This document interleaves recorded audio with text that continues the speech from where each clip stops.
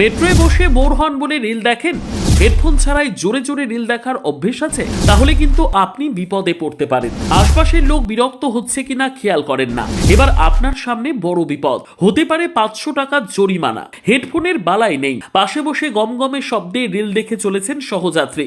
আশপাশের যাত্রীরা বিরক্ত হলেও সেদিকে হুঁশ নেই রিল প্রেমীর, তোয়াক্কাই করেন না।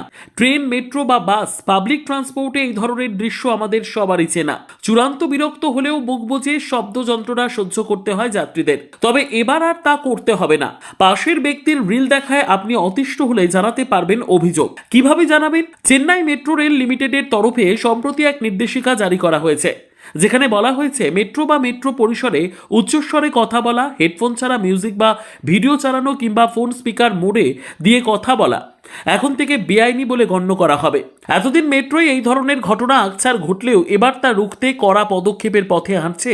নির্দেশিকায় বলা হয়েছে, মেট্রো রেলওয়ে অ্যাক্ট 2002 এর ধারা 59 অনুযায়ী এমন কোনো আচরণ যা অন্য যাত্রীর অসুবিধের কারণ, সেই ধরনের ঘটনাকে দণ্ডনীয় অপরাধ হিসেবে গণ্য করা হয়।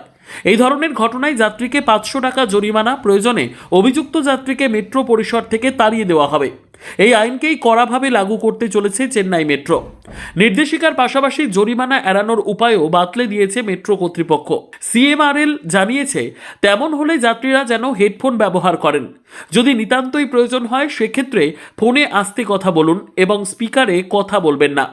চলতি মাসের শুরুতে ভারতীয় রেলও যাত্রীদের কাছে একই ধরনের আবেদন করেছিল।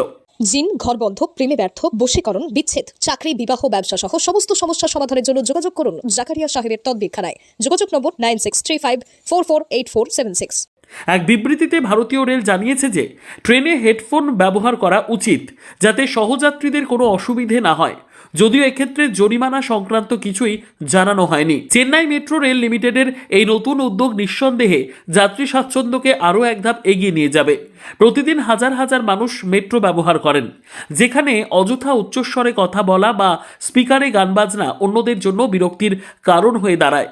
এই নির্দেশিকা কার্যকর হলে যাত্রাপথ হবে আরও শান্ত, স্বস্তিদায়ক এবং সুশৃঙ্খল। যাত্রীদের পারস্পরিক শ্রদ্ধাবোধ ও সহনশীলতা বাড়াতেও এই পদক্ষেপ গুরুত্বপূর্ণ ভূমিকা নেবে। ভবিষ্যতে দেশের অন্যান্য মেট্রো পরিষেবাও এই পথ অনুসরণ করলে সামগ্রিকভাবে যাত্রী অভিজ্ঞতা অনেক বেশি উন্নত হবে বলেই আশা করা যায়।